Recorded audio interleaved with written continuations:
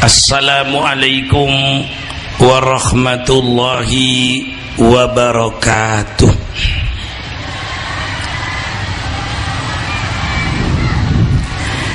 Bismillahirrahmanirrahim.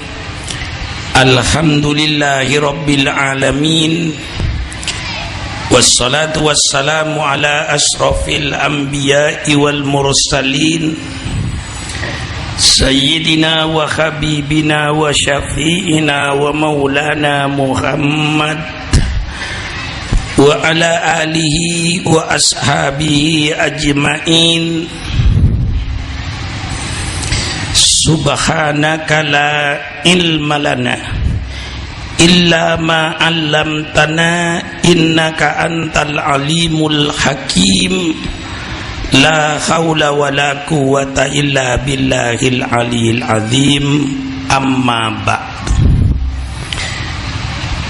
Para alim ulama yang saya muliakan, para habaib yang saya muliakan, hadirin dan hadirat sekalian yang berbahagia, seluruh pejabat-pejabat pemerintah setempat yang saya hormati, wabil khusus kepada pengasuh Pondok Pesantren As-Sirajiyah Adinda Ki Haji Athaullah, juga kepada pimpinan pengurus Pondok Pesantren As-Sirajiyah Al-Mukarram Adinda Ki Haji Sholahur Rabbani, dan kepada seluruh para guru, para agus yang saya hormati. Pada malam ini kita mengadakan Lailatul Musamahah sebagai tanda peringatan akhir tahun untuk bersyukur kepada Allah. Siapa yang bersyukur pada malam ini? Tentu yang bersyukur pertama kali para santri. Alhamdulillah telah menimba ilmu selama 1 tahun. Siapa lagi yang bersyukur pada malam hari ini? Para wali murid. Alhamdulillah, kewajiban wali murid untuk mendidik anaknya sudah dioper alih oleh para guru, para asatidah di Pondok Pesantren As-Sirajiyah. Wali murid, alhamdulillah, anaknya sudah 1 tahun menimba ilmu. Siapa lagi yang bersyukur? Yang ketiga yang bersyukur tentu para pengasuhnya, para agus, para ustadz. Alhamdulillah dapat menyalurkan ilmunya. Berapa banyaknya orang yang berilmu tapi tidak bisa menyalurkan ilmunya, tidak bisa mengalirkan ilmunya. Alhamdulillah para asatidah, para pengasuhnya, kita alhamdulillah diberikan oleh sungai untuk dapat mengalirkan ilmu-ilmu yang ditimba dari kitab suci Al-Quran dan sunnah Rasulullah. Ini ketiga-tiganya malam ini yang paling bersyukur. Bersyukur ini lalu diadakan pengajian seperti pada malam hari ini. Saya akan mengajak para seluruh hadirin, sebelum saya melanjutkan memberikan ceramah-ceramah agama, mari seluruhnya saya ajak untuk pasang niat. Niat ini sangat-sangat penting, karena Allah melihat hambanya itu, melihat perbuatan-perbuatan hambanya itu, yang dilihat oleh Allah itu niatnya apa. Sehingga niat ini menurut Al-Imam Syafi'i termasuk rukunnya setiap ibadat. Walaupun Imam Abu Hanifah menyatakan niat itu termasuk syaratnya setiap ibadat. Kedua-duanya tentu pada para santri paham. Baik itu jadi rukun, baik itu jadi syarat, kedua-duanya baik rukun dan syarat sama-sama menentukan ibadat itu sah atau tidak sahnya ditentukan oleh niat dan syarat tadi. Perbedaannya kalau syarat itu di luar perbuatan ibadat, kalau rukun itu dimasukkan dalam ibadat itu sendiri. Maka niat ini sangat penting. Saudara bangun masjid, yang dilihat oleh Allah itu niatnya apa? Saudara bangun pesantren, yang pertama kali dilihat oleh Allah itu niatnya apa? Saudara membikin majelis taklim, membikin majelis zikir, yang dilihat oleh Allah pertama kali niatnya apa?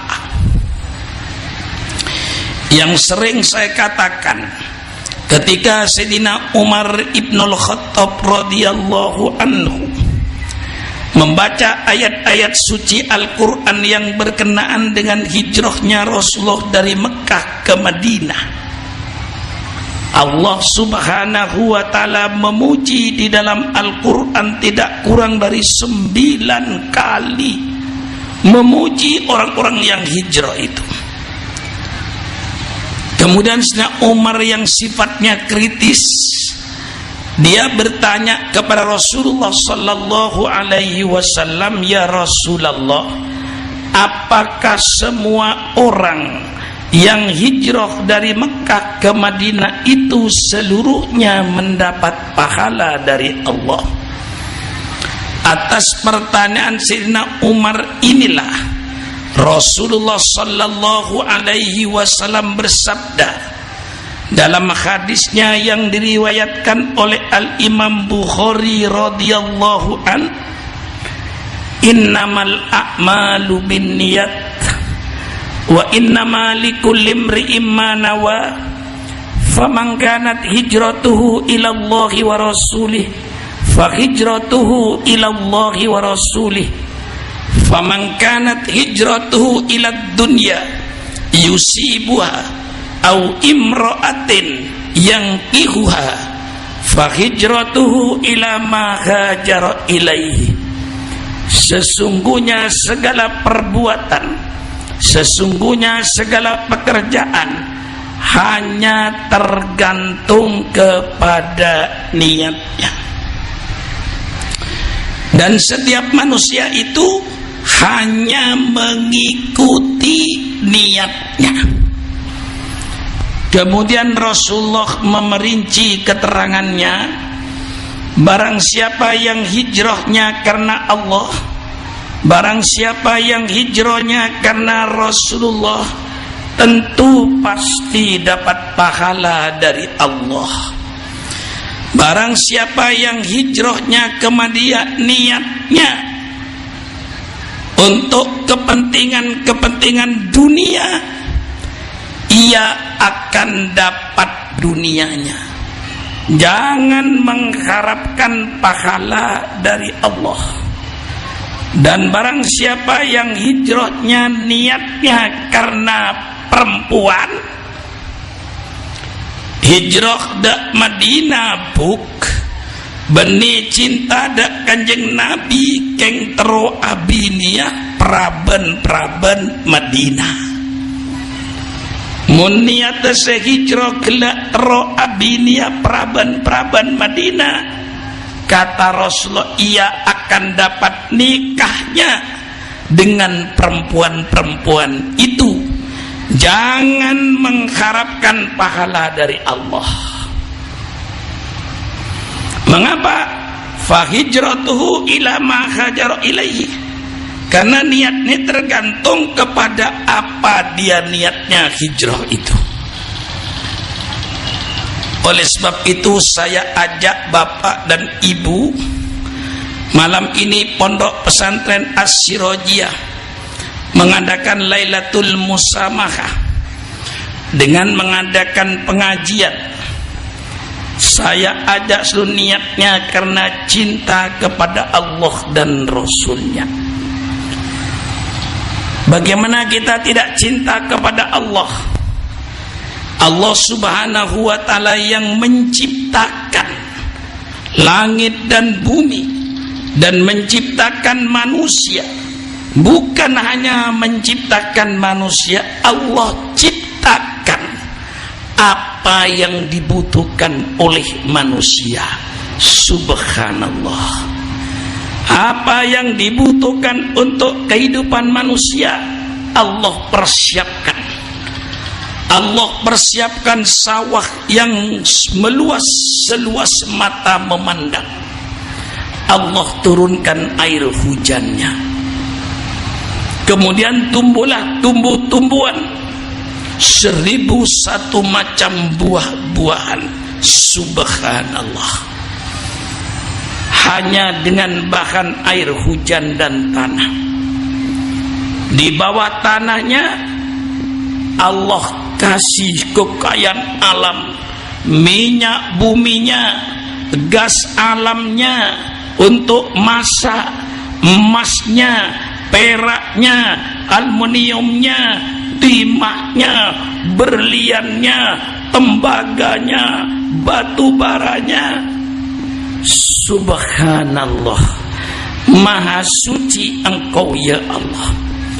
Indonesia termasuk negara yang terkaya di dunia, tapi Masya Allah kok masih banyak rakyatnya yang sulit makan.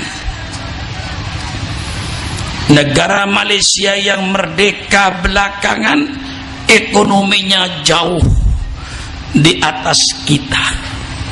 Singapura yang cuma satu pulau tanpa penghasilan apapun tidak ada di Singapura itu. Tambang tidak ada, tumbuh-tumbuhan pertanian tidak ada. Satu-satunya negara yang tidak punya apa-apa Singapura. Air pun masih mengambil dari Johor untuk minum, untuk mandi. Dia sih tidak punya air. Tetapi rakyatnya kehidupannya jauh di atas Indonesia. Sedangkan Indonesia yang kaya raya ternyata masih banyak rakyatnya yang sengsara. Apa sebabnya? Kembali tadi pada sambutan Ketua Umum Pengurus yang berbicara soal karakter, soal akhlak. Mengapa kita banyak yang kemiskinan masih merajalela di mana-mana? Jelasnya karena negara Republik Indonesia kebanyakan pemimpin-pemimpinnya perampok. Pemimpin-pemimpinnya garong, perampok rakyat, perampok negara. Menurut Menteri Dalam Negeri, 178 bupati di Indonesia rampok. 178 bupati dari 400 sekian bupati maling. Mudah-mudahan Bupati Sampang tidak termasuk yang 178. Ini saudara-saudara, belum gubernurnya yang jadi rampok, belum anggota DPR-nya yang jadi rampok. Saya tidak memakai istilah korupsi, takut ada rakyat yang tidak ngerti korupsi itu apa. Tapi kalau rampok, saya kira semua itu ngerti. Menteri yang jadi rampok, DPR yang jadi rampok, bupati yang jadi rampok, gubernur yang jadi rampok. kita dipimpin oleh perampok. Tidak semua bupati yang bagus ada, gubernur yang bagus ada, anggota DPR yang bagus ada. Saya tidak menghilangkan, tapi kebanyakannya rampok. Ini masalah karakter, masalah moral, masalah akhlak. Tidak akan keluar akhlak yang mulia kecuali oleh orang-orang yang bertakwa kepada Allah. Ketakwaan kepada Allah tidak akan muncul kecuali orang-orang yang beriman kepada Allah. Marilah kita mencintai Allah, bersyukur kepada Allah. Bagaimana kita tidak mencintai Rasulullah? Rasulullah sallallahu alaihi wasallam yang membuka kita, menyampaikan mana ajaran yang diridhoi oleh Allah, mana yang dimurkai oleh Allah. Subhanallah. Maka kita niatkan bikin masjid karena cinta kepada Allah, bikin madrasah karena cinta kepada Allah dan Rasulnya, bikin majelis taklim karena cinta kepada Allah dan Rasulnya, bikin majelis dzikir karena cinta kepada Allah dan Rasulnya, bikin pesantren karena cinta kepada Allah dan Rasulnya. Ini yang menjadi inti utama dan pertama. Insyaallah, kalau kita malam ini kumpul karena cinta kepada Allah dan Rasulnya, insyaallah kita punya jaminan nanti pada hari kiamat. Ini sering saya ulang-ulang. Apa jaminannya? Rasulullah sallallahu alaihi wasallam bersabda, al-mar'u ma'aman ahabba yaumal qiyamah. Setiap manusia nanti akan dikumpulkan oleh Allah pada hari kiamat di padang mahsyar bersama-sama dengan orang-orang yang ia cintai dahulu di dunia. Mun sampian atanya kakulepuk kuaku kule kiai nang padang mahsyar asareng pasera kiai. Mun bapak-bapak atanya kakula ku aku kaula kiai nang padang mahsyar asareng pasera kiai. Jawabna, pasera saya kecintai sampian nang dunya, pasera saya keleburin sampian nang dunya, pasera saya kebai imam muso sampian nang dunya, pasera saya kebai panutan so sampian nang dunya. Mun sampian naudzubillah lebur dak bintang-bintang film porno, saking lebur dak bintang film porno, nonton film porno sampai lupa solat maghrib, lupa solat isya, macah majalah porno sampai lupa sampian maus kitab suci Al-Quran. Jak kobater, insyaallah kuaku nang padang mahsyar sampian bakal epapolonga sareng bintang-bintang film porno di tengah-tengah api neraka.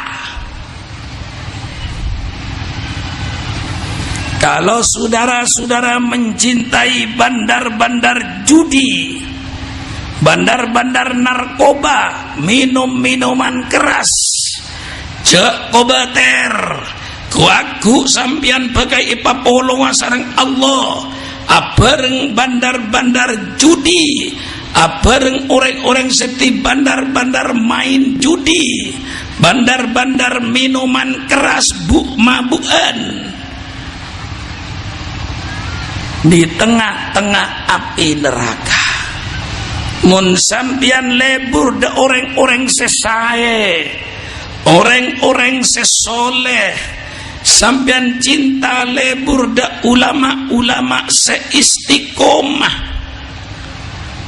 sampian lebur de keluarga-keluarga Kanjeng Nabi, sampian lebur dak sahabat-sahabat Kanjeng Nabi, sampian cinta dak Kanjeng Nabi, insyaallah ku aku kulapan sampian bakal epapolongan sareng Allah sareng Kanjeng Nabi, insyaallah dak swarga, amin ya rabbal. Maka sampian nyari kancaneng dunya tengah teh cekur akancah seka kaca saban orang sae napa punten neka cak panggempang nyari kanca beri dunya, kancana sampean itunya bakal dadi kancana sampean kuaku nang akhirat. Dadi mangken niat dimin kula sesaban akompol nang pondok pesantren Sirojia, niat cinta dak ka Allah, niat cinta dak ka Rasulullah sallallahu alaihi wasallam. Niat senomor 2 kangkui penapa sampian mangken hadir dak pondok pesantren As-Sirojia Lailatul Musamahah dengan adanya pengajian. Senomor 2 sampian aniat kaangkui maudi agama Islam, tore Islam paudi mangken penikah betona kula so sampian mangken maudi Islam muniata sampian agabai pesantren, agabai masjid, agabai madrasah, niat kaangkui maudi agama Islam nika goncurna raja Kanjeng Nabi Muhammad sallallahu alaihi wasallam adabu man ahya sunnati inda fasadi ummati falahu mithlu ajri syahidin. Barang siapa yang menghidupkan sunnahku, pasera-pasera orang semaudi agama Kanjeng Nabi di tengah-tengah kerusakan umatku, maka pahalanya sama dengan pahalanya orang-orang yang mati syahid di medan perang. Kanjeng Nabi adabu thalabul ilmi faridatun ala kulli muslimin wa muslimatin. Di samping itu dinyatakan julusu kasaatan fi thalabil ilmi khairun min alfi rakaatin. Tojun sampian sejam khusu mirengaki debuna para ulama, seada saraki dari Al-Quran, seada saraki dari sunnah Kanjeng Nabi, nika koncorna lebih bagus muso as-solat 1000 rakaat. Kula yakin sampian buk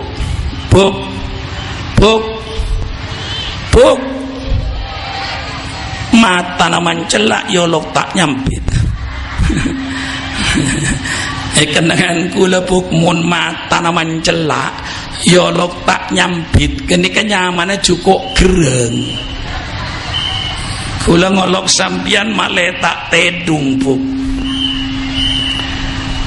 Sampian tak kira kuat punten asolat 1000 rakaat. Asolat tarawih saos 13 rakaat. Mun imam talanjeng nalu maca Quran ngale kelangger lain. Engki napa punten? Engki napa punten? Ngale ongku. Oh pancek cucurane bini aneh. Ngale iki. Nyare tarawih sekilat ekspres. Mun maleman selekor buk imekani kebuk tarawih na 20 rakaat elakoni 2 jam buk. Dari kol 10 sampai kol 12. Kol 12 istirahat buk. Pokol situng abali pole buk ke masjid. Nikah sabali pole ke masjid banyakan moso tarawih. Orang Islam sedari Yordan, sedari Yaman, senumpak mobil masuk ke Masjidil Haram kakapi kangkui malam Lailatul Qadar. Pas asolat oleh buk 11 rakaat niki lakoni 2 jam. Dadi semalam niki Mekah paling sekoni sia sujud 4 jam. Mon sampian Madura tarawih setengah jam cukup musuh isak nakabi beres. Jangan kadang kolang dari setengah jam. Ekspres Allahu Akbar, Allahu Akbar, Allahu Akbar. Pada musuh aja mengakan jagung gongguan bertertib as-sholat naik ke ganjana ngaji bisa langkong saya dari 1000 rakaat. Nah apa boleh santri-santri saya nyari ilmu. Para santri pergunakan waktu ini sebaik-baiknya. Seorang penyair berkata, santri, intahizil fursata wahdhar fautaha fabuluwil izzi fi nailil furas. Pergunakan, manfaatkan kesempatan itu, dan takutlah engkau akan kehilangan kesempatan. Orang-orang yang mencapai kemuliaan itulah orang-orang yang mempergunakan kesempatan. Para santri, kau sekarang di masa muda, kesempatan bagimu untuk menuntut ilmu. Engkau tidak dibebani oleh istri, kau tidak dibebani oleh anak, kau cuman sendirian. Punya orang tua, alhamdulillah. Orang tuanya bisa membiayai, alhamdulillah. Lihat anak yang tidak punya orang tua, lihat anak yang orang tuanya miskin. Kadang-kadang anaknya masih umur 7 tahun sudah jual koran di lampu merah.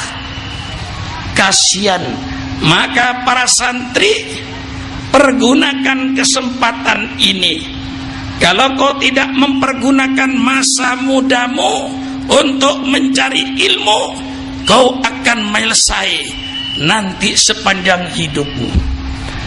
Pergunakan kesempatan ini, dan takutlah kau akan kehilangan kesempatan. Dan sesungguhnya orang-orang yang mencapai kebahagiaan karena mempergunakan kesempatan.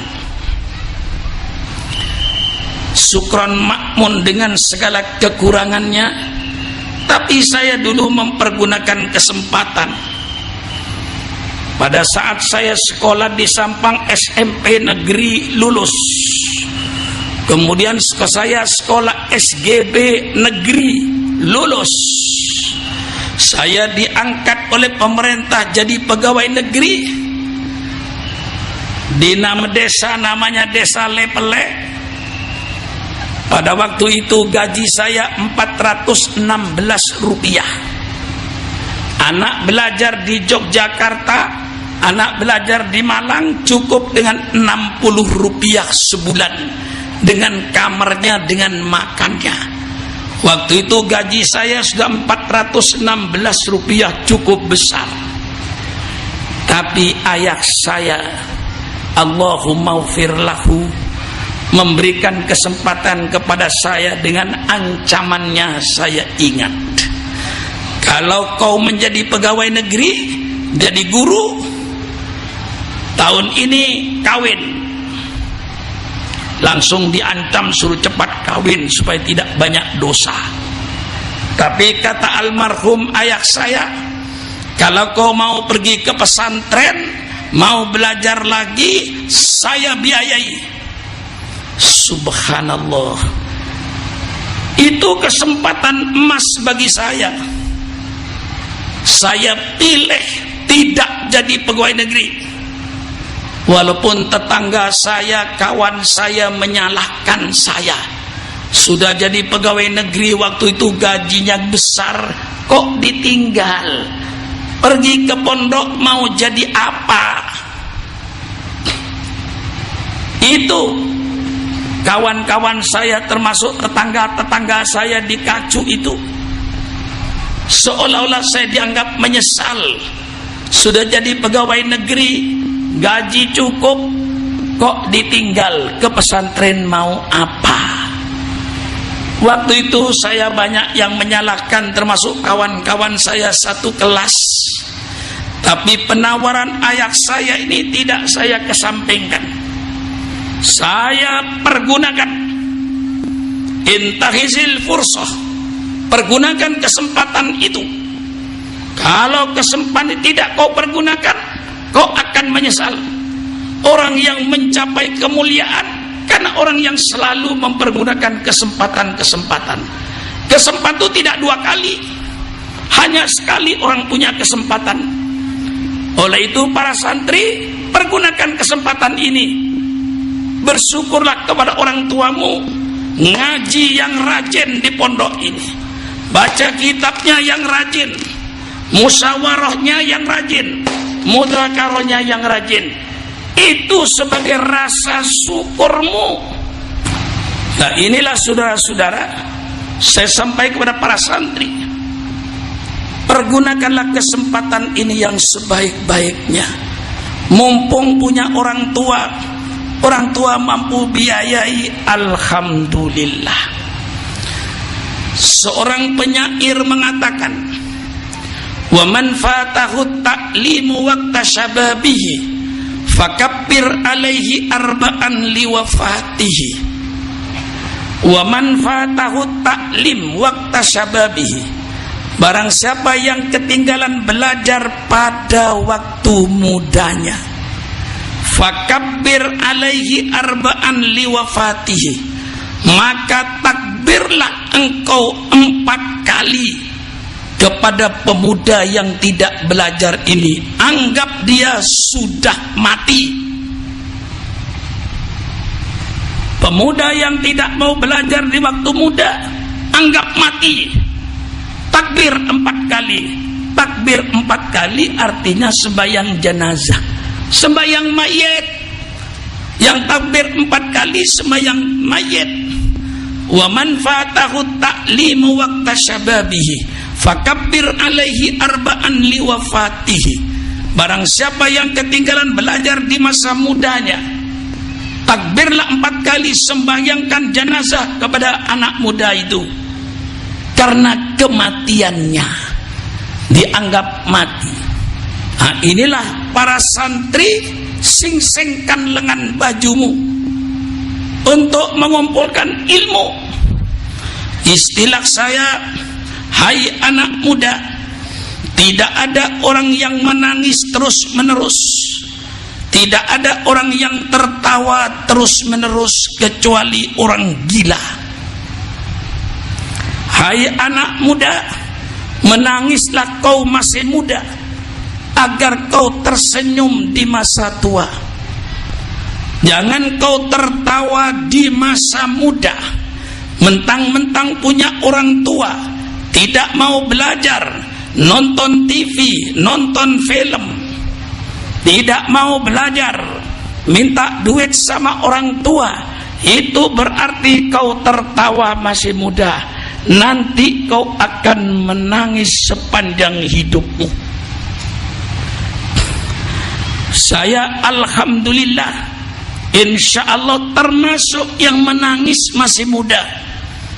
Saya dengan kakak saya Al-Mukarram Kaji Humaidi, bagaimana nasib saya ketika di Sidogiri, dengan segala keprihatinan yang dikirim pas-pasan oleh orang tua, kadang-kadang tidak ada kelebihan, masih masak sendiri, kadang-kadang tidak cukup. Dengan segala keprihatinannya, menangislah masih muda, agar kau tersenyum di masa tua. Jangan kau tersenyum di masa muda, engkau akan menangis sepanjang hidupnya nanti. Alhamdulillah, karena saya dahulu barangkali termasuk yang menangis masih muda. Alhamdulillah, sekarang saya alhamdulillah tersenyum di masa tua, walaupun dengan segala kekurangan saya. Dahulu saya tidak mimpi saya akan pergi ke Kuala Lumpur, memberikan ceramah di Kuala Lumpur. Waktu di Sidogiri, mimpi pun tidak. Saya tidak mimpi nanti di suatu saat saya pergi ke Singapura, saya memberikan ceramah di negara Singapura. Saya tidak mimpi nanti saya akan pergi ke Brunei, akan memberikan ceramah di Brunei. Tidak mimpi semuanya itu. Saya hanya belajar, ngaji. Alhamdulillah. Itulah anak muda. Saya pesan, menangislah kau masih muda, agar kau tersenyum di masa tua. Ini filsafat yang harus kau miliki. Seorang penyair berkata, wa man lam yaduk dullat ta'allumi sa'atan tajarra'a dullal jahli tula khayatihi. Kalau kau tidak mau merasakan pahitnya orang menuntut ilmu, rasakan oleh engkau pahitnya kebodohan sepanjang hidupmu. Saya ulang sekali lagi, para santri, wa man lam yaduk dullat ta'allumi sa'atan tajarra'a dullal jahli tula khayatihi. Kalau kau tidak mau menelan pahitnya menuntut ilmu di pesantren, nanti kau telanlah pahitnya kebodohan sepanjang hidupmu. Na'udzubillah, Bu. Seorang penyair berkata lagi. Apa kata seorang penyair? Kalau ilmu itu bisa diperoleh dengan ngelamun, di seluruh dunia tidak ada orang bodoh. Lau kanal ilmu yudraku bil muna, maka yabqa fil bariyati jahilu. Kalau seandainya ilmu itu bisa diperoleh hanya dengan ngelamun, dengan menghayal, maka di permukaan bumi tidak ada orang bodoh. Tapi santri, ilmu itu bukan dengan angan-angan, ilmu itu bukan dengan ngelamun, tapi ilmu itu dengan ijhad, wala taksal, wala takwa filan, fanadamatul uqba lima yatakasal. Sing-singkan lengan bajumu, jangan kau males-malesan di pondok, jangan kau lalai di pondok. Hai santri, fanadamatul uqba lima yatakasal. Penyesalan di akhir nanti bagi orang-orang yang malas di pondok pesantren akan menyesal. Lah, ini saya sampaikan karena saya merasakan. Mari kita gali ilmu Islam ini. Di akhir-akhir ini orang-orang barat semakin sentimen, semakin dengki terhadap Islam ini. Mengapa? Karena semakin terbongkar ilmu pengetahuan itu yang bersumberkan dari Al-Quran. Allah sudah berjanji, sanurihim ayatina fil afaq hatta yatabayyana lahum annahul haq. Ini dalam ilmu santrinya fi'lun mudhari' pakai sin litaswif. Sanuri, nuri fi'lun mudhari' mustakbal, masih dikasih sin lagi dalam firman Allah, sanurihim ayatina fil afaq hatta yatabayyana lahum annahul haq. Nanti kata Allah, bukan pada zaman Rasulullah, nanti kata Allah akan saya perlihatkan tanda-tanda kebesaran Allah itu di seluruh penjuru dunia. Hatta yatabayyana lahum annahul haq, sehingga nanti akan jelas bahwa Al-Quran itu pasti benar. Akan diperlihatkan pada orang-orang kafir kalau Quran itu pasti benar datangnya dari Allah. Dalam ilmu pengetahuan dan teknologi sekarang ini terungkap itu semua. Seorang ahli kandungan di Amerika Serikat bernama Profesor Dr. Keith Elmore, seorang ahli kandungan di Amerika Serikat. Ketika dia membaca ayat wa khalaqnan nutfata 'alaqatan fa khalaqnal 'alaqata mudghah fa khalaqnal mudghata idhaman fa kasawnal idhama lahma thumma ansa'nahu khalqan akhar fatabarakallahu ahsanul khaliqin. Thumma khalaqnan nutfata 'alaqatan, kemudian Allah ciptakan dari sperma air mani di rahim ibu. Setelah sekian minggu menjadi segumpal darah. Setelah sekian minggu menjadi segumpal daging. Setelah 4 bulan tumbuh tulang, tengkorak, tangan dan kaki yang dibungkus oleh daging. Fa ansa'anu khalqan akhar, maka Allah ciptakan makhluk yang baru berbentuk manusia sempurna dari air mani yang menjijikkan. Profesor Dr. Keith Elmore kagum melihat ayat ini. Dari mana, kata dia, Muhammad kok bisa tahu tentang sperma air mani yang di rahim ibu? Pada waktu itu tidak ada alat rongsen, waktu itu tidak ada USG seperti sekarang. Kalau sekarang kita masuk ke USG, tempelkan semua alat, lihat di layar televisi, ginjalmu ada batu, paru-parumu luka, jantungmu bengkak, empedumu ada batu numpuk. Itu ketahuan karena ada USG, ada alat rongsen. Dulu zaman abad ke-7 boro-boro alat rongsen. Ilmu kedokteran tidak seperti sekarang ini.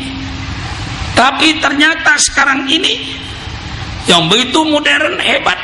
Rasulullah 1400 tahun sudah memonitor air mani dalam rahim ibu.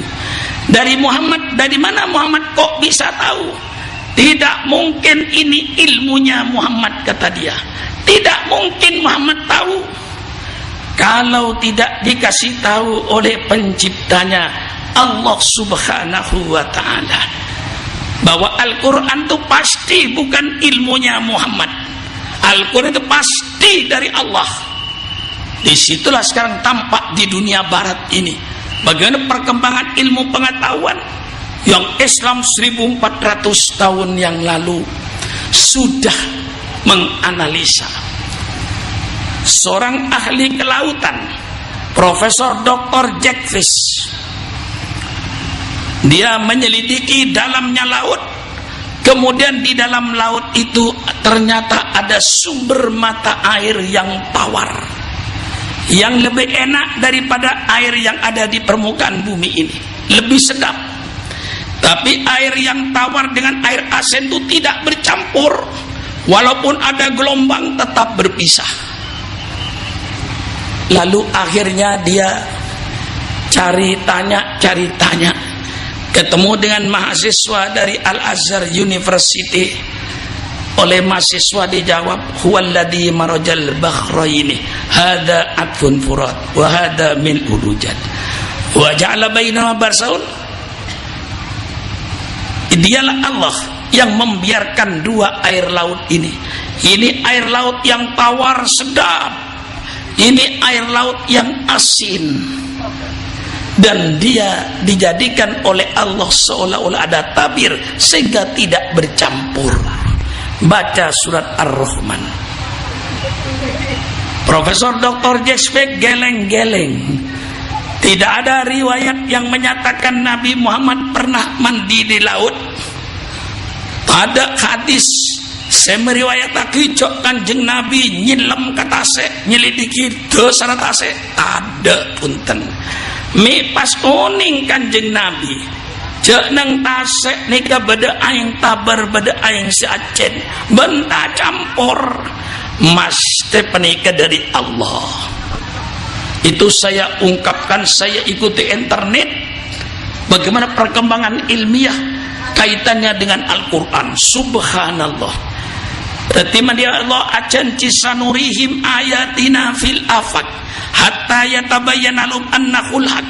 Nanti kata Allah, bukan zaman Nabi Muhammad, nanti akan kami perlihatkan tanda-tanda kebesaran Allah ini di segala penjuru, sehingga nanti mereka akan tarik kesimpulan hatta yatabayyan, sehingga jelas annahul haq, bahwasanya Al-Quran itu benar.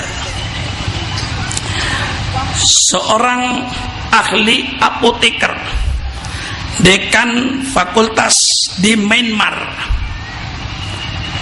dia masuk Islam ketika membaca ayat falamma natujat juluduhum baddalnahum juludan ghairaha liyadzuqul adab. Nah, santri semuanya paham, tapi analisanya, penalarannya tidak sampai. Semua santri tahu falamma natujat juluduhum, maka tatkala sudah matang kulit manusia itu dibakar di api neraka habis, baddalnahum juludan ghairaha, maka Allah ganti dengan kulit yang baru. Nah, mengapa Allah ganti dengan kulit yang baru? Liyadzuqul azab, lamnya lamut taklil, liyadzuqul adab, supaya mereka merasakan adab Allah. Nah, dekan fakultas apotek ini di Myanmar berpikir, dari mana Muhammad kok tahu bahwa di bawah kulit inilah yang ada panca indera, yang ada saraf. Saraf manusia itu terletak di kulit sebelah dalam. Kalau dibakar terasa panas, kalau diiris terasa sakit. Mengapa terasa? Karena ada saraf. Kalau tidak ada saraf, api tidak panas. Persilakan perempuan-perempuan, buk, jajal obun sampian selanjang ober koncon. Korja sampai kekolen apoi tak panas punten buk. Iki tak panas punten konse ober lan obun sampan selanjang ober koncon. Kor apoi tak depak kekolen cedak. Tak panas punten apoi. Jareng tada sarap peneng obu. Kokona sampian kerak gunteng tak sake punten mi tak sake jarang nang koko tada sarap. Maka menorek operasi jika sarap pamate nalu, bukan meni pamate, tidak difungsikan oleh dokter, sehingga ketika dioperasi kerak bedena gerusah jai gerusah. Maka yo ber orang operasi kasata gerusah panas punten. Nah, Kanjeng Nabi bisa tahu jak sarap nika badanang kolek, mun kolek nika yo berneng neraka, poton kakabi kolen gering, apoi neraka tak panas punten apoi neraka. Maka sorok Allah Ta'ala genteh, wa baddalnahum juludan ghairaha, bi Allah genteh koleksi anyar. Napa mi genteh koleksi anyar? Makle arasae apa ngasa apoi neraka. Mun teh genteh kolek tak panas apoi neraka, cereng sarapet ada. Wah, nikah menjadi hebatnya ilmu pengetahuan dalam dunia sekarang ini.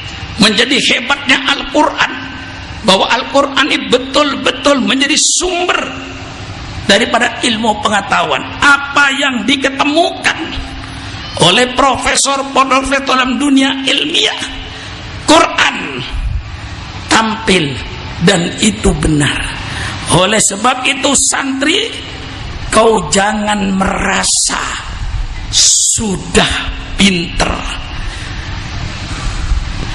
Kata Imam Ghazali, al-ilmu al-alimu ma tolabal ilma. Orang alim itu orang yang selalu mencari ilmu. Fa in dhanna annahu qad alima faqad jahulah. Kalau kau sudah merasa dirinya alim, maka itu berarti kau sudah bodoh. Itu kata Imam Ghazali, al-alimu ma talabal ilma. Orang alim itu orang yang selalu menuntut ilmu, tidak pernah berhenti. Kalau dia berhenti menuntut ilmu, sudah jadi bodoh. Maka para agus-agus ini, ya, para kiai-kiai ini harus banyak membaca. Iqra bismi rabbikal ladzi khalaq. Iqra wa rabbukal akramul ladzi 'allama bil qalam. 'Allamal insana ma lam ya'lam. Allah akan mengajar manusia apa yang ia tidak tahu. Tapi dengan syarat ikra, ikra, ikra, ikra, ikra. Baca, baca, baca, baca, baca, dan baca. Alhamdulillah, saya oleh Allah dikasih nikmat yang senang membaca. Kemanapun saya mesti bawa kitab. Kadang-kadang tertinggal di pesawat, naik kereta api saya bawa kitab, naik kapal terbang saya bawa kitab. Saya naik mobil dari Jakarta ke pondok saya di Parung, dari pondok saya Parung ke pondok saya ke Lewiliang, di mobil saya baca. Kecuali kalau ngantuk saya tutup. Selama melek baca. Kata guru saya, orang yang bisa membaca tapi tidak mau membaca sama dengan orang buta huruf. Sekali lagi, santri, orang yang bisa membaca tapi tidak mau membaca itu sama dengan buta huruf. Untuk apa bisa membaca kalau tidak membaca? Mendingan buta huruf sekali. Ini saya anjurkan. Alhamdulillah, Habib, saya tidak dididik di akademi perguruan tinggi yang macam-macam. Tetapi saya rajin baca. Persilakan pemikiran barat mana, saya tantang. Profesor doktor di Amerika, di Eropa, semua pemikirannya saya pelajari. Dan saya tahu cara pemikiran mereka itu, yang banyak menyesatkan terhadap dunia Islam dengan kedok kadang-kadang pembaharuan agama, dengan kedok modernisasi yang seluruhnya ingin menghancurkan Islam. Itu ada dalam kitab yang insya Allah kiai tidak punya. Namanya kitabnya Kawasifiz Zuyuf fil Madakhibil Fikriyah Al-Mu'asirah. Membuka tabir-tabir kebohongan dalam sistem berpikir modern, berkedok pemikiran modern, tetapi hakikatnya untuk menghancurkan Islam. Itu pemikir-pemikir barat yang kita hadapi sekarang ini. Ada lagi kitab yang namanya Asalibul Waslil Fikri lil Alamil Islami, sistem penyerbuan berfikir terhadap dunia Islam. Bagaimana kita menghancurkan pemikiran kiai, bagaimana kita menghancurkan pemikiran ulama, bagaimana kita menyerbu otak-otaknya orang Islam agar mereka bingung dalam agamanya. Itu semuanya kerjaan si Yahudi Amerika, Yahudi Eropa, yang disebut kaum Zionis Yahudi. Ini yang selalu mengekspor pemikiran-pemikiran mereka ke dunia Islam. Ada lagi kitab yang namanya Asalibul Waslil Fikri lil Alamil Islami, sistem penyerbuan berfikir terhadap dunia Islam.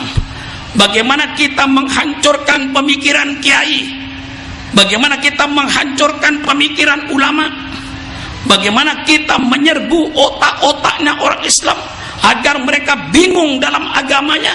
Itu semuanya kerjaan si Yahudi Amerika, Yahudi Eropa yang disebut kaum Zionis Yahudi ini yang selalu mengekspor pemikiran-pemikiran mereka ke dunia Islam. Ini yang harus kita perhatikan. Saya baca semua pikiran-pikiran yang ngaco. Saya kasih contoh misalnya Yosef L. Blau, seorang Yahudi Amerika. Dalam bukunya dia mengatakan, dengan kehadiran kebudayaan modern ini, semua agama harus menyesuaikan ajarannya dengan perkembangan manusia. Kalau tidak, agama itu akan mati. Ini betul-betul racun. Tapi seolah-olah bagus. Ini penipuan retorika. Mereka katakan dengan kehadiran modern, maka semua agama harus menyesuaikan diri dengan kebudayaan modern. Kalau perlu ajaran agamanya dirubah. Ini yang sangat merusak Islam. Kita jawab, dia katakan agama yang benar, agama yang sesuai dengan perkembangan manusia. Kita jawab, perkembangan manusia yang benar, yang sesuai dengan ajaran agama, bukan agama yang disesuaikan dengan otak manusia. Otak manusia yang harus disesuaikan dengan Al-Quran, bukan Al-Quran harus mengikuti otaknya profesor, tapi si profesor itu otaknya harus ikut Al-Quran. Saya tantang, persilakan profesor, jangan membawa ajaran barat ke Indonesia. Ada seorang profesor lagi, Hot Helm, Yahudi Inggris. Dia berkata dalam bukunya, walaupun syariat Allah itu dasarnya wahyu dari Allah, tapi wahyu itu oleh Allah diturunkan pada situasi dan kondisi tertentu. Ayat Allah tidak berlaku untuk selamanya. Ayat Allah berlaku pada waktu dan kondisi tertentu. Murtad. Ini pemikiran barat yang diekspor ke Indonesia. Kemudian mereka mengikuti pemikiran barat. Walaupun syariat Allah dasarnya wahyu dari Allah. Wahyu itu kata dia diturunkan dalam keadaan tertentu dan situasi tertentu, maka ayat Allah tidak berlaku selamanya. Maka kitab suci Al-Quran perlu dikaji ulang, mana yang sesuai, mana yang tidak sesuai. Gila. Ini kaji pemikiran-pemikiran barat yang menyesatkan. Termasuk akhir-akhir ini menjadi tantangan kita, masuknya liberalisme dan HAM. Kebebasan adalah hak asasi manusia. Ini bukan ajaran Al-Quran. Kebebasan adalah hak asasi manusia. Liberalisme dan HAM bukan sunnah Nabi. Ini ajaran-ajaran Yahudi Amerika. Ini ajaran yang datang dari Eropa yang diekspor ke Indonesia. Mereka bukan hanya mengekspor teknologinya, tetapi mereka mengekspor ajaran-ajaran sesat ke dunia Islam ini. Diajarkan kebebasan adalah asasi manusia. Subhanallah, subhanallah. Kalau Sukron Ma'mun sudah mengucapkan asyhadu an la ilaha illallah wa asyhadu anna Muhammadar Rasulullah, hidupnya Sukron Ma'mun tidak bebas, dibatasi oleh perintah Allah yang wajib saya kerjakan, dibatasi dengan larangan Allah yang wajib saya jauhi. Tidak ada ajaran Islam yang kamu bebas, tidak ada. Yang ada ati Allah wa ati'ur Rasul wa ulil amri minkum. Taatlah kepada Allah, taatlah kepada Rasulullah, taatlah kepada pemimpin-pemimpinmu yang mengurusi kamu. Tidak ada kebebasan.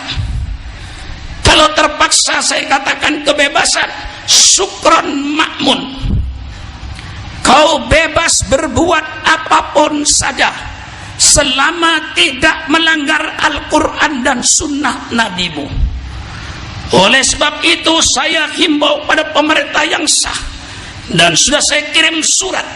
Hai pemerintah Republik Indonesia, kalau kau ingin mempunyai rakyat yang bermoral, kalau kau ingin punya rakyat yang berkarakter, kalau kau ingin punya rakyat yang punya jati diri, kalau kau mempunyai rakyat yang mempunyai kesopanan, tolong pemerintah, liberalisme dan HAM, kebebasan adalah hak asasi manusia, dibatasi oleh etika, dibatasi oleh moral, dibatasi oleh akhlak, dibatasi oleh agama. Kalau tidak, akan terjadi pembinatangan bangsa Indonesia. Hai umat Islam bangsa Indonesia, sekarang kau sedang mau dijadikan binatang. Bangsa Indonesia mau dijadikan kerbau, bangsa Indonesia mau dijadikan anjing, bangsa Indonesia mau dijadikan kambing, bangsa Indonesia mau dijadikan ayam, dengan liberalisme dan hanya untuk mengkambingkan bangsa Indonesia. Pidato begini, Bu, kalau pidato seni kelas sebulan, Bu, lebih. Mulai dari Sumatera, dari Pekanbaru, dari Riau, bolak-balik 2 kali saya masuk ke daerah Jambi, masuk Jawa Barat, Jawa Tengah, Jawa Timur. Ini ke Jawa Timur putaran kedua saya. Putaran pertamanya kemarin Surabaya, Kediri, Pare. Masuk putaran kedua sekarang, nanti ada putaran ketiga ke daerah Jember, dalam rangka untuk membela Islam. Jangan dikacau oleh si Yahudi ini. Saya berdakwah sudah cukup lama. Buk,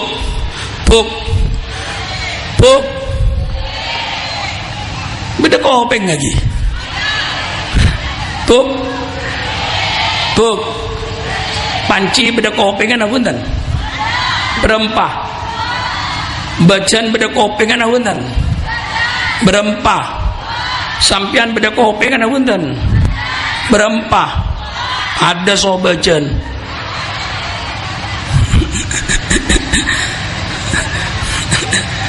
Jawab Buk, punten kiai, mun kopeng gula kiai kangkui mirengaki nasihat ingki napa punten. Mun kopeng panci kiai kangkui teguken ingki. Kopeng bacan kangkui teguken. Mun kopeng sampian kangkui mirengaki nasihat. Mun kopeng ate yang kui kangkui mirengaki nasihat pada mosok kopeng kopeng ureng napa kopeng bacan, kopeng ureng napa kopeng panci. Mun kopeng bacan ambua kula pidato. Anapa pidato ya dan kopeng bacan? Kopeng bacan napa kopeng ureng? Jadi ngagi ini kemangkan sedang melanda sampai ulama-ulama kita sudah jadi liberal. Kiai-kiai kita jadi liberal. Semuanya yang main duit, yang main dolar, sehingga lupa kepada agamanya. Ini yang saya harus melawan. Maka liberalisme dan sekarang pakai gula tak perlu minum pakai telojom. Keng sekelangkong beri aing. Gula pidato pakai telojam. Malamnya ganjar gula pidato 2 jam setengah buk. Mulai ke bengkok termasuk setengah telok. Sobu jaga tak bebas punten. Soalnya beri kewajiban jaga sobu solat berjamaah. Mari sobu tedung boleh buk sekejap. Mangkat dah kantor. Dapat gelak kol telok. Lan ke ambui beli ke gula. Belikan di kenalan dan di restoran ambu malah tak majer.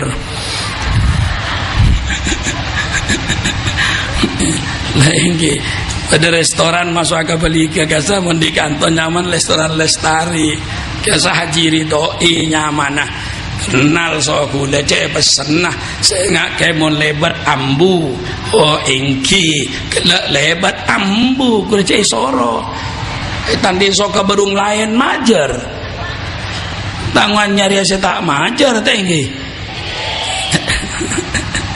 ambu gue lagi dak kandaan lalu terus dak kantoh istirahat sekejap nih kalau pidato boleh lagu gue lagi beda acara boleh kemis ki beda acara boleh nang masuk nang Madura buruk kemis sore gue terus dak Pasuruan beda acara nang Lekok Jumat gue lagu gue balik ke Jakarta buk seminggu buk persis tak lemole alhamdulillah bini kula sabar bu demi akil sambian tina aki ke Sumatera sampai seminggu nengenang bu tak rewel punten bu tina aki ke Singapura ke coba borok bari ke coba tengah semakin ke coba timur seminggu punten tak kikir sabar bini kula bu ngara sampean lemate nang ngocak kene alhamdulillah tak dadi bini Pak Sukron niku ngara mun dadi bini Pak Sukron nak dinaaki kula pada bu alhamdulillah tak dadi lakena sampean mun kula dadi lakena sampean pola sarung kula lebeda kakabi bu sejak tajak ngaji lek ngaji dak kamma kak tuan kula ngaji ke Singapura mejek jauh nak ngaji ke beli ke lemare gua tajak sarung le burung sing ngaji kiai nah boleh tajak sarung so bini nah lagi amit boleh ngaji boleh dak kamma ngaji ke Banjaran tajak jauh napa le ngaji ben celok boy tajak boleh sarung olah pada kiai nang Sampang tajak sarung so bini na tak teti ngaji tolong ambu teti kiai na bini na bayi lah engke na wonten kula so bini kula tegas puk tegas kula so bini kula saya jadi suamimu di rumah suamimu di luar miliknya umat jangan kau ganggu kalau saya mau berdakwah kau jangan mengganggu saya milik umat bukan milik istri saya saja nah, tegas buk takok bini gula buk entah rewel so gula jangan rewel kalau rewel gantinya masih antri engki napa punten termasuk seingkik si antri kasih singatan ampunlah telat gulele tua buk sampai mintanya aki orang buk Baserah tokang pidato si paling tua neng Indonesia sampean jawab buk si paling tua penceramah Pak Sukron Makmun ingki punten paling tua bu neng Jakarta kula paling tua neng Indonesia kula paling tua tapi kelihatannya gimana bu tua apa muda bu tua apa muda macam-macam coba sampean ini saya ngocak tua sekelangkong kini kasih bener saya ngocak tua sekelangkong kini kasih bener saya ngocak muda kita kayak nakser gula gini kan ini kenyaman ring bini mata keranjang saya ngocak muda kita ke mata sampai ke dokter malah operasi nalu tua gula nih kak saya ngocakin muda boleh le tua umur lebih 70 lebih tapi insyaallah kalau untuk bela Islam saya siap karena kula syukur dekat Allah Kanjeng Nabi umur sepitak telok kula umur makin 72 tambah 9 tahun so Allah Kula jadi ya Allah, panjangkan umur saya ya Allah. Saya akan bela agamamu dengan cara apapun saja. Ini pengacau-pengacau, ajaran-ajaran yang datang dari barat sekarang masuk tubuhnya orang Islam. Oleh sebab itu saya selalu menyampaikan, liberalisme dan HAM harus dibatasi dengan akhlak, dengan moral, dengan agama. Kalau liberalisme dan HAM tidak dibatasi oleh akhlak, tidak dibatasi oleh agama, liberalisme dan HAM yang tidak dibatasi itu ajaran setan, ajaran iblis. Hanya iblis yang mengajarkan bebas. Hai Kiai Humaidi, bebas. Mau sholat subuh persilakan, tidak mau sholat subuh persilakan. Kebebasan adalah asasi manusia. Setan. Kiai Haji Ato, mau sholat subuh persilakan, tidak mau sholat subuh persilakan. Bebas. Kebebasan adalah asasi manusia. Ajaran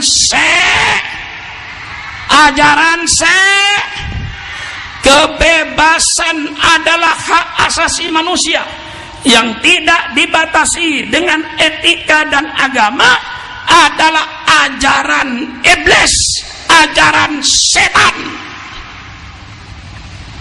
Tegas. Kayak apa? Mantep ki. Mantep ki. Ngaji bu. Menang Amerika bu, keren bini bebas bu. Bebas berpakaian HAM, bebas bergaul HAM, mau berzina bebas bu, asal endek pada endek, asal mau sama mau berzina dengan istri orang, dengan suami orang, bebas. HAM, iblis. Mau berjudi persilakan, tidak mau berjudi persilakan. Hak asasi manusia. Setan, hanya setan yang mengajarkan manusia bebas berbuat apapun saja. Ajaran setan. Maka pemerintah, tidak semua yang datang dari barat itu bagus. Liberalisme dan HAM adalah alat-alat Yahudi untuk membinatangkan manusia di dunia. Nah ini ben malam keluarin cerengan senika. Ada ajaran lagi yang diekspor. Ajaran apa? Ajaran sekularisme. Napa sekularisme ini kiai? Sekularisme ini bahasa Inggris, asal sekuler. Sekuler itu artinya memisahkan agama dari kehidupan manusia sehari-hari. Faham sekularisme? Mereka berkata bahwa agama tidak mengatur kehidupan manusia sehari-hari. Agama hanya sholat, haji, puasa, dzikir, zakat, selesai. Adapun kehidupan manusia sehari-hari tidak diatur oleh agama. Diatur oleh siapa? Menurut kaum sekuler, kehidupan agama sehari-hari diatur oleh akal manusia sendiri. Agama itu hanya ngatur ibadat dengan Allah. Adapun kehidupan sehari-hari tidak diatur oleh agama. Ini kaum sekuler, kaum geblek bodoh. Islam ini diturunkan mengatur segala kehidupan manusia, baik hidup dengan Allah yang namanya ibadat diatur, sholat, puasa, zakat, haji diatur. Bukan itu saja, kehidupan manusia sehari-hari diatur oleh Islam. Siapa perempuan yang boleh satu bantal, siapa laki-laki yang boleh satu bantal, diatur oleh Islam dengan akad nikah yang sah.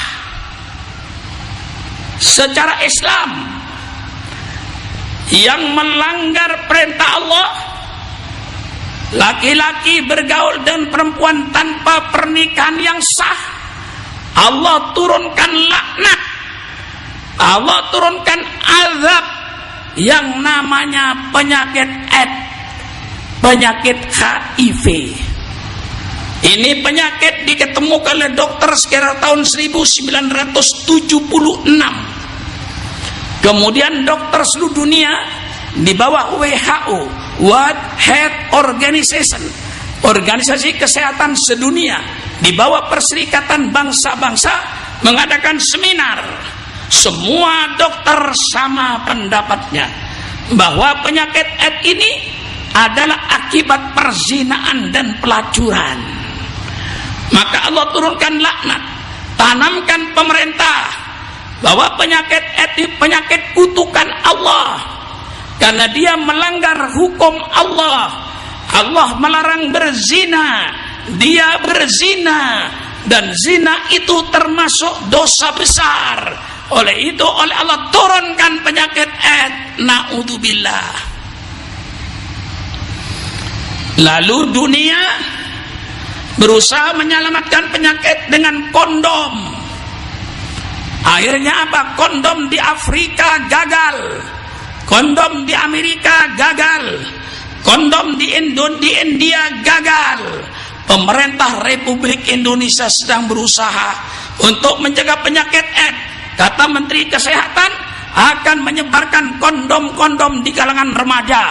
Ini betul-betul menyesatkan pemerintah itu.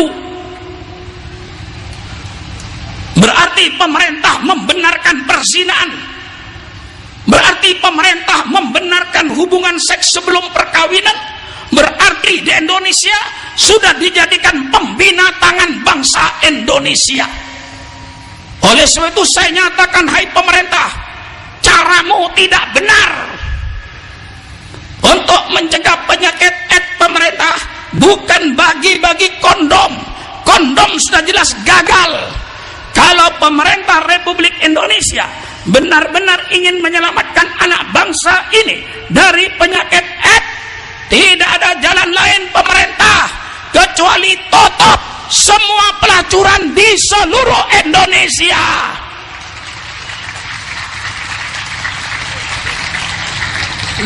Mulai depak kagak menikah tretan, cek mundur tretan, cek kok takok. Sebatil bengal sehat takok.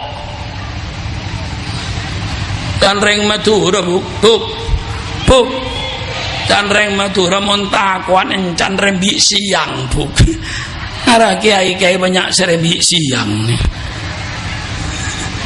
Gula tanya ke umi gula di swarga na gula rembin gila nih. Oh, saya rembin malam Senin, kol 2 malam, bengalan buk. Sampean buk, olah rembia dan tek malam ini. Cek rembi siang ini, napa boleh rembi malam neng kuburan buk. Insya Allah bajin bengal, yang beda baji takok sedikit pun. Nah ini kita harus tegas. Islam mengatur segala-galanya. Saya terus terang saja, saya fanatik terhadap Islam. Mengapa Syukran Makmun fanatik terhadap Islam? Karena saya tahu dengan Islam segala diatur. Kawin perempuan dan laki-laki satu bantal diatur. Setelah bikin rumah tangga diatur. Kewajiban suami, hak suami. Kewajiban istri, hak istri. Kewajiban anak dan hak anak. Subhanallah, cantik agama Islam itu. Rumahnya pun diatur, masuk WC diatur, tidur diatur, makan diatur. Mana ada agama di dunia yang mengatur mulai masuk WC diatur? Bagaimana masuk WC secara Islam? Allahumma inni a'udzubika minal khubuthi wal khaba'ith. Masuk dengan kaki kiri, bersuci keluar, alhamdulillahilladzi adzaba annil adza wa afani, subhanallah. Makan sampean nedek adeer iatur, sedeer kok bareng sehalal. Kapan adeer maca bismillah, mari adeer maca alhamdulillahilladzi at'amana wa sakona wa ja'alana minal muslimin, ya Allah. Sampai tedung yatur, bismikallahumma ahya wa amut. Sampai sampean mun onggah yatur. Bu, mun selaken onggah bu, tanya aki nalu. Ye, jak por beri. Tanya aki nalu. Kak, mari maca bismillah aja kak. Kita mareh toron. Soro toron bu, bangal lagi. Bangal lagi. Bola decik mari ngaji selaken onggah. Tanya kinan lu, mari maca bismillah kak. Kinja lek toron. Bada bismillah nakini kaya torso kanjeng Nabi. Bismillahi Allahumma jannibi syaiton anni wa jannibni anhu warzuqni dzurriatan thayyibah. Dengan namamu ya Allah, jauhkan saya dari setan dan jauhkan setan dari saya. Berilah ya Allah saya anak-anak yang soleh dan solihah. Pur ongke bu, ngerti bu? Ngerti bu? Bu, dekik pula selakin ongke tanya aki, mun kita mari maca bismillah soro toron. Diatur, jadi tamu diatur, tuan rumah diatur, bertetangga diatur, sampai ekonomi diatur. Bagaimana ekonomi Islam diatur? Saya bawa sekarang kitab tentang ekonomi Islam. Ekonomi Islam diatur, sampai timbangan diatur. Wailul lil mutaffifin, neraka uel kangkui orang setujan ngurangin timbangan. Islam ngatur timbangan. Baca Fathul Qorib, baca Fathul Mu'in, ada babul ba', bab jual beli, ada babus syirkah, bab tentang koperasi, ada babul hawala tentang pemindahan hutang, ada babus salam tentang pemesanan barang, ada hababul qarad tentang penanaman modal. Islam lengkap. Baca Fathul Mu'in. Dalam pertanian ada bab khusus pertanian, babul muzara'ah tentang pertanian. Icon menjual bunga mangga. Mangga dijual masih bunga. Bagaimana hukumnya? Islam berbicara. Justru di tengah-tengah masyarakat modern sekarang ini, Allah memperlihatkan hebatnya Islam. Di mana itu? Sekarang berdiri bank syariah. Di Amerika Serikat berdiri bank syariah. Di Eropa, di Inggris, di Prancis berdiri bank syariah. Di Timur Tengah berdiri bank syariah. Di Indonesia berdiri bank syariah walaupun terlambat. Ada Mandiri, bank syariah Mandiri, bank BNI Mandiri, bank BRI Mandiri, bank syariah BRI, bank syariah BCA, bank syariah BNI, semua berdiri bank syariah. Itu untuk menampakkan kepada kaum sekuler, hai kaum sekuler, buka matamu. Lihat Islam itu mengatur perbankan yang lebih bagus dari bank-bank konvensional, bank-bank Yahudi. Tumbuh. Di Indonesia mungkin kena baru. Di Malaysia bank Islam tumbuh bagus. Di Timur Tengah tumbuh bagus. Di Amerika, di Inggris berkembang bank syariah itu. Malah di negara-negara kafir, siapa bilang Islam tidak mengatur ekonomi? Siapa bilang Islam tidak mengatur politik? Siapa bilang Islam tidak mengatur negara? Orang yang berpaham bahwa Islam tidak mengatur negara, Islam tidak mengatur ekonomi, itu hanya datang dari orang-orang yang goblok.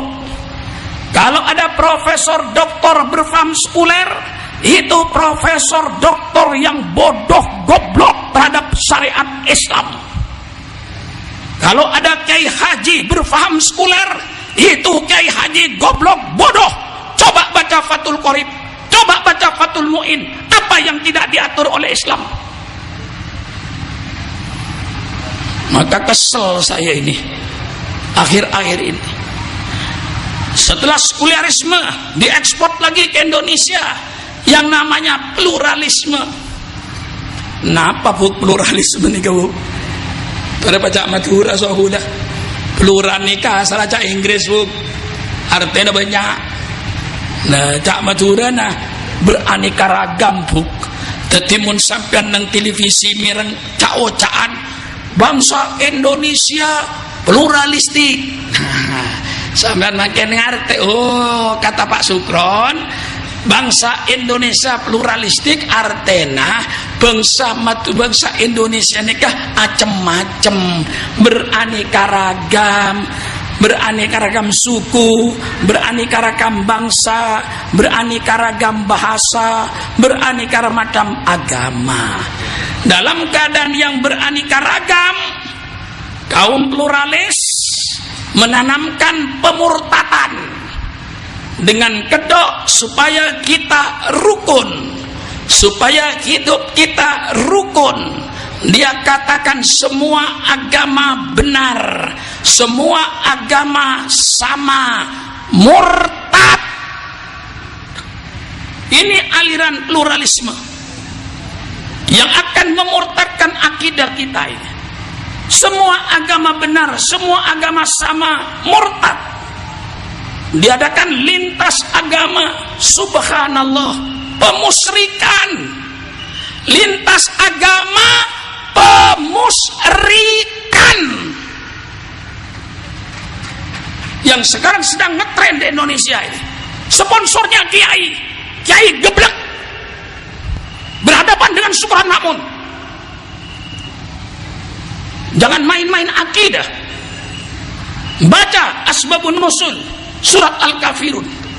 Di situ Imam Sayuti menjelaskan adanya lintas agama. Walid ibnu Mughirah, Al-As bin Wa'il, Al-Aswad, tokoh-tokoh Quraisy datang pada Rasulullah. Ya Rasulullah, agar kota Mekah ini aman, mari begini saja Rasulullah, saya menyembah Tuhanmu dan kau menyembah Tuhan saya. Kalau kau sholat, kami sholat seperti kau. Tapi ketika kami menyembah Lata wal Uzza, berhala-berhala kami, kau sembah Lata wal Uzza. Mari kita bersama-sama. Kalau tidak, mari saya ikut agamamu 1 tahun, nanti tahun depan kau ikut agama saya, gantian tiap tahun. Supaya kita aman. Rasulullah tidak menjawab, nunggu wahyu dari Allah. Ajakan mereka untuk rukun bersama-sama beribadat. Turunlah surat Al-Kafirun. Kul, katakan oleh engkau Muhammad, ya ayyuhal kafirun, hai si kafir-kafir, la a'budu ma ta'budun, saya tidak menyembah apa yang kau sembah, wala antum abiduna ma'abud, dan engkau pun tidak menyembah apa yang saya sembah, wala ana abidum ma'abattum, dan saya bukan penyembah kepada apa yang kau sembah, wala antum abiduna ma'bud, dan engkau pun bukan penyembah apa yang saya sembah. Lakum dinukum waliyadin, agamamu agamamu, agama saya, jangan dicampur-campur. Apa kiainya nggak ngaji?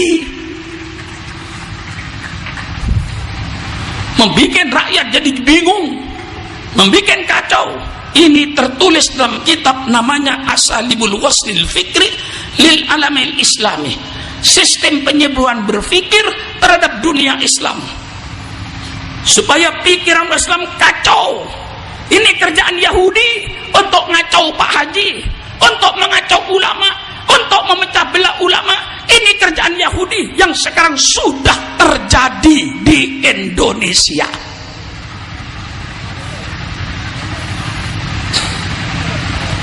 Ya, saya kalau sudah agama, Pak, lupa kalau tua. Karena ini untuk kepentingan melihara akidah Ahlussunnah wal Jamaah. Ini yang diekspor.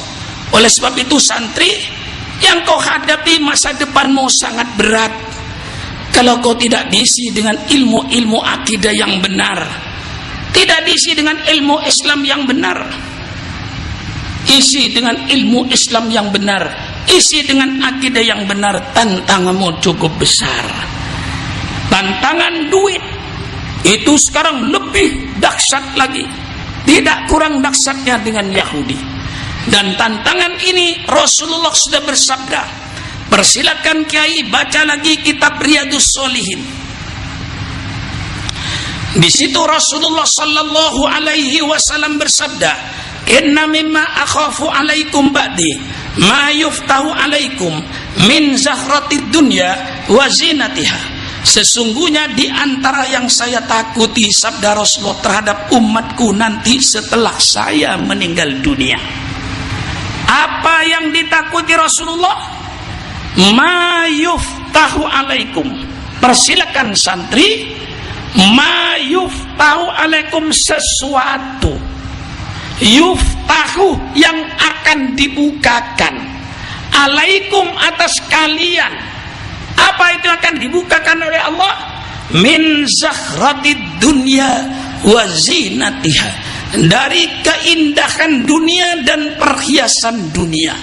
Nanti dunia akan menjadi indah, nanti dunia akan menjadi cantik setelah dibukakan ilmu pengetahuan dan teknologi. Ini Rasulullah bersabda 1400 tahun yang lalu. Wa ma yantiqu anil hawa in huwa illa wahyu yuha. Rasulullah tidak berbicara berdasarkan nafsunya, tapi semua kata dan huruf yang keluar dari lidahnya yang mulia Rasulullah sallallahu alaihi wasallam pasti dilatar belakangi oleh wahyu. Maka itu fatwanya Rasulullah sabda pasti benar, karena bimbingan wahyu. Berbicara 1400 tahun yang lalu, sekarang Supran Makmun yang merasakan keindahan dunia. Sampang sekarang bukan Sampang 40 tahun yang lalu. Surabaya sekarang bukan Surabaya 40 tahun yang lalu. Sekarang sudah dirubah oleh ilmu pengetahuan dan teknologi. Ada Suramadu, Tasik, Kebaik, Geledek. Dan nanti akan disambung itu, Jawa akan disambung dengan Sumatera, nanti Jawa Timur akan disambung dengan Bali, sambung menyambung. Itu sudah menjadi program pemerintah. Nah, di tengah-tengah kemajuan teknologi sangat berbahaya. Karena apa? Nanti manusia yang asalnya dia berdasarkan hukum agama, akhirnya nanti kata Kiai Sol tadi, akan terjadi pergeseran nilai. Nilai-nilai agama akan tergeser, akan menjadi manusia yang mata duitan. Muridnya mata duitan, gurunya mata duitan, pemimpinnya mata duitan, rakyatnya mata duitan, kiainya mata duitan. Hancurlah bangsa ini. Ya, sampai sekarang coba tanya sama rakyat, ini Pak ada pemilihan umum, Bapak milih yang mana? Rakyat jawab, pokoknya Pak yang ngasih duit saya pilih. Bener gi? Bener gi? Tore ngaku apa jujur? Pokon sari pesabiri pesele epelia, muntabiri pesete epelia. Iki daputan. Ini penghancuran mental bangsa Indonesia. Bangsa itu mentalnya hancur.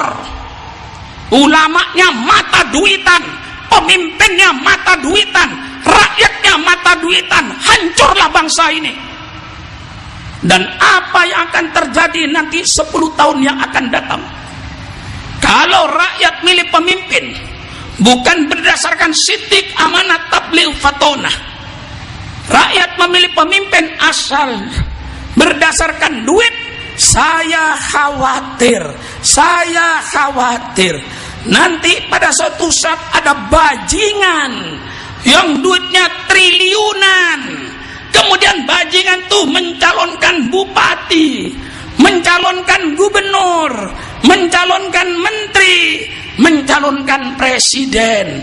Apa yang akan terjadi nanti bangsa Indonesia? Saya khawatir nanti kalau memilih pemimpin dasarnya duit, saya khawatir bangsa Indonesia nanti bupatinya bupati bajingan, gubernurnya gubernur bajingan, menterinya menteri bajingan, sampai presidennya presiden bajingan. Habis-habisan saya untuk menyelamatkan bangsa ini. Saya tidak tega bangsanya ditipu. Bu, olah dekik beda pemilu boleh nggih, Bu? Beda kopeng lagi. Kopeng orang nama kopeng panci.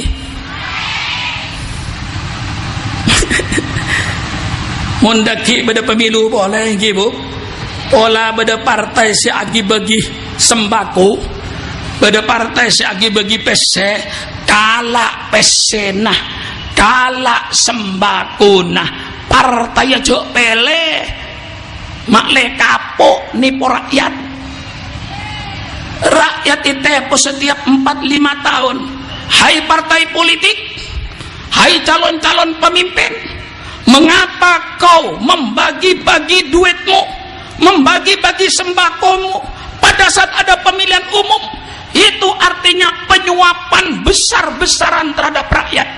Hai pemimpin bangsa, kalau kau jadi pemimpin dengan cara menyuap rakyat, rakyat yang disuap, maka hasilnya nanti akan mewujudkan pemimpin-pemimpin rampok dan pemimpin-pemimpin maling.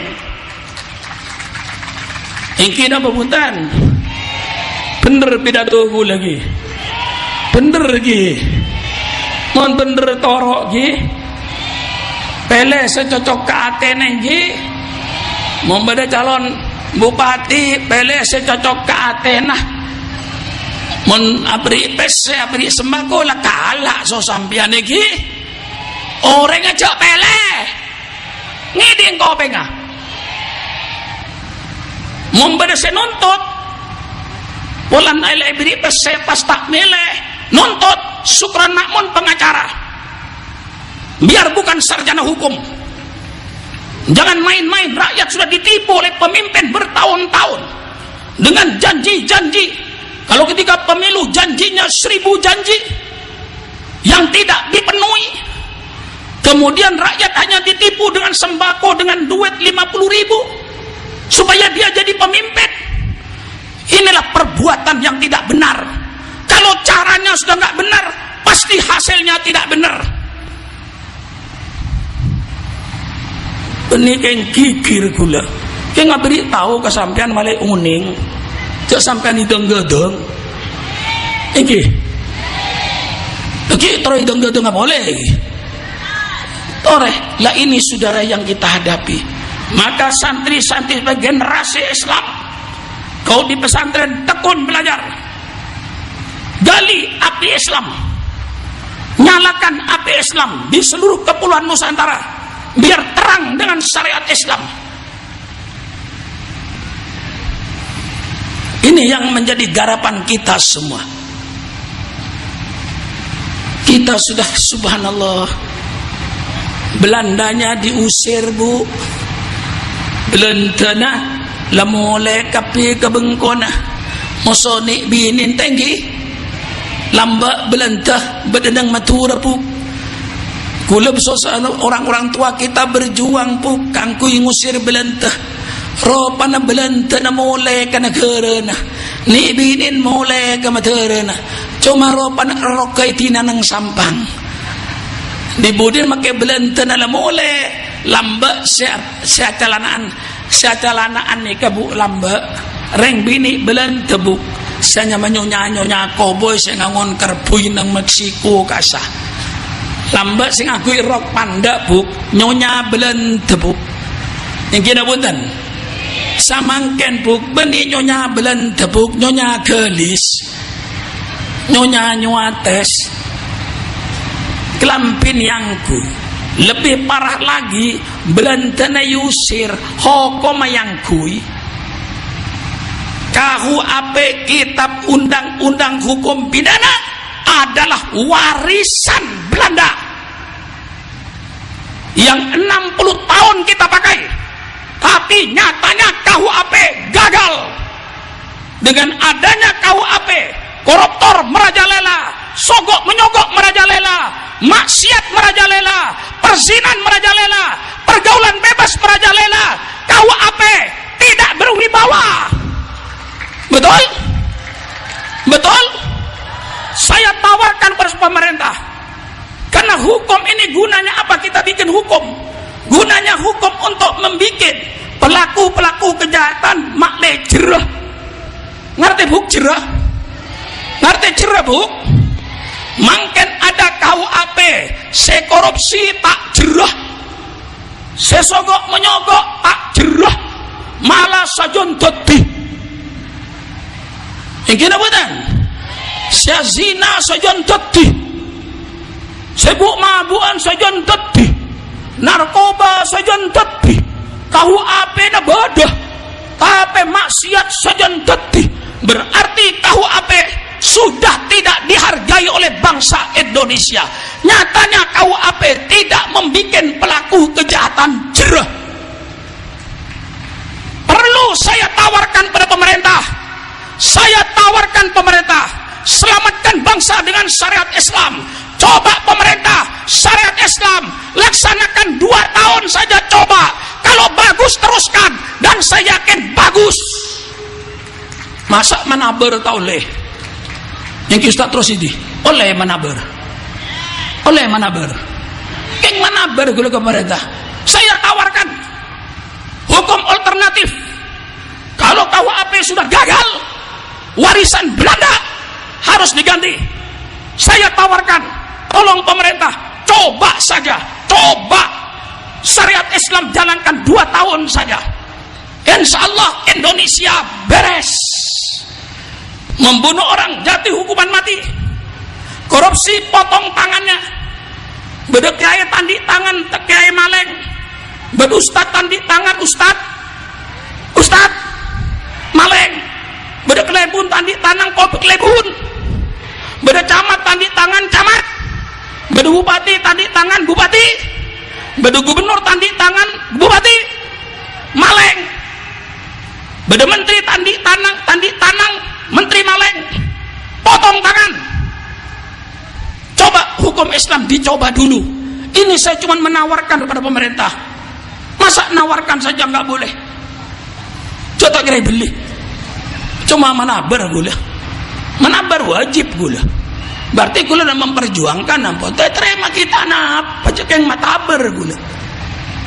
Dan berdasarkan kenyataan. Lah inilah saudara-saudara,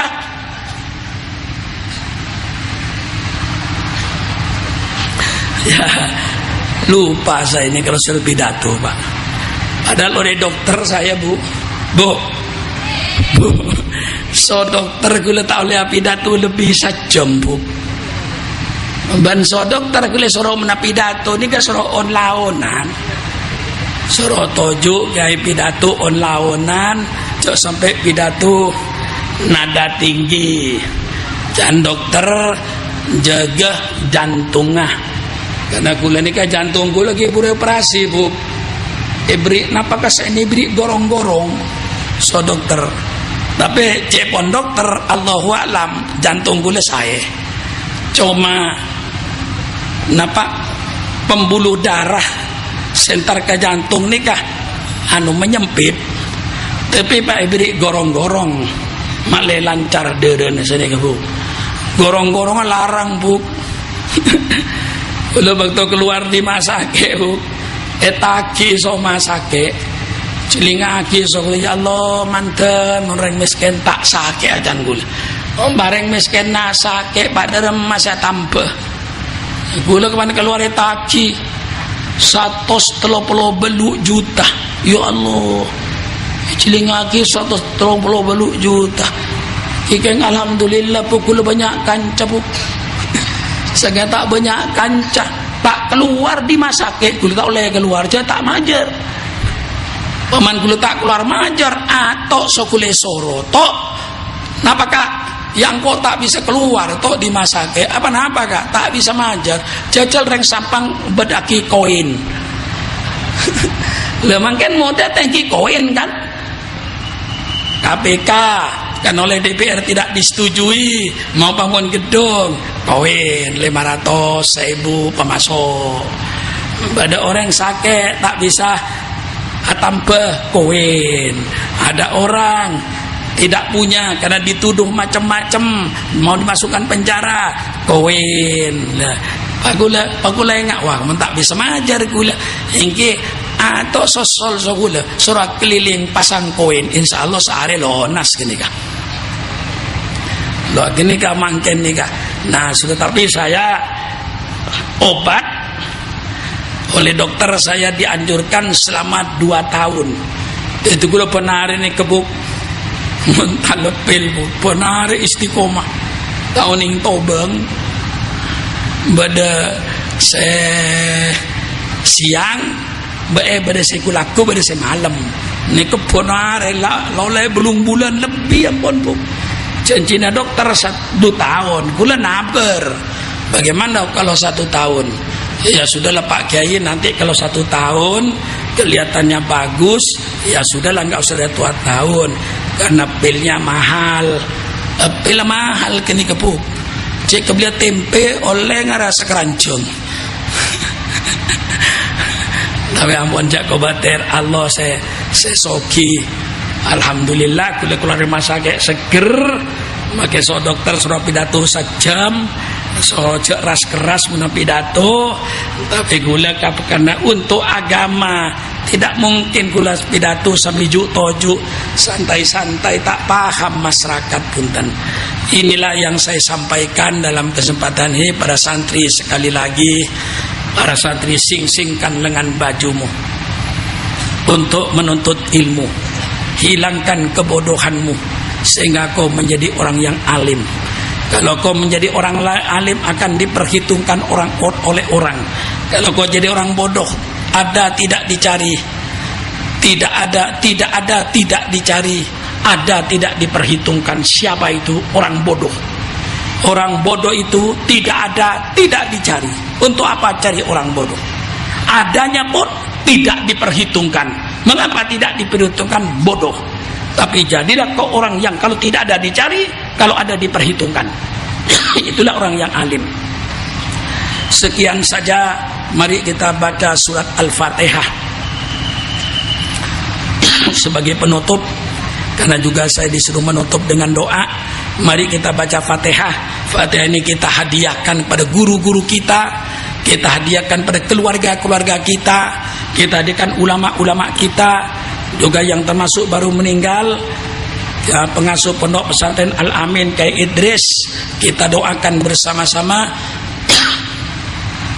mudah-mudahan Allah menerima amal soleh mereka, mudah-mudahan Allah mengampuni dosa mereka, mudah-mudahan dengan surat Al-Fatihah Allah senantiasa memberikan taufik dan hidayah kepada pemimpin-pemimpin kami sehingga dapat membawa bangsa Indonesia ke jalan yang diridhoi oleh Allah. Mudah-mudahan Allah dengan berkah Fatihah, mudah-mudahan Allah memberikan taufik dan hidayah pada keluarga-keluarga kami, anak-anak saya, anak-anak bapak, mudah-mudahan menjadi anak yang soleh dan soleh. Al-Fatihatu biniyatil qabul wa tamami kulli su'lin wa ma'mul wa ala kulli niyatin solihah wa ila hadratin nabiyil mustafa Muhammadin sallallahu alaihi wasallam. Al-Fatihah. A'udzu billahi minasyaitonir rajim. Bismillahirrahmanirrahim. Alhamdulillahi rabbil alamin arrahmanir rahim maliki yaumiddin Iyyaka na'budu wa iyyaka nasta'in ihdinas siratal mustaqim siratal ladzina an'amta 'alaihim ghairil maghdubi 'alaihim waladdallin. Amin. Allahumma bihaqqil Fatihah wa bi sirril Fatihah wa bi karamatil Fatihah wa bi barakatil Fatihah wa bi jahi man unzila 'alaihil Fatihah. Ya farijal ham, ya kasifal gham, ya man li abdi yaghfir wa yarham, ya dafi'al bala idfa annal bala, ya arhamar rahimin irhamna, ya tawwab tub alaina innaka antat tawwabur rahim. Allahumma lakal hamdu syukra wa lakal mannu fadla wa anta rabbuna haqqa wa nahnu abiduka riqqa wa anta lam tazalli dhalika akla. Allahumma ya muyassira kulli asir wa ya jabira kulli kasir wa ya sahiba kulli farid wa ya mughniya kulli fakir wa ya muqawwiya kulli dhaif wa ya ma'mana kulli khaif. Yassir alaina kulla asir fataysirul asir alaika yasir. Ya man la yahtajul bayani wat tafsir hajatuna ilaika kathir wa anta alimum biha wa basir. Ya muyassir yassir kulla asir fataysirul asir alaika yasir. Ya muhawwilal ahwal hawwil ahwalana ila ahsanil hal.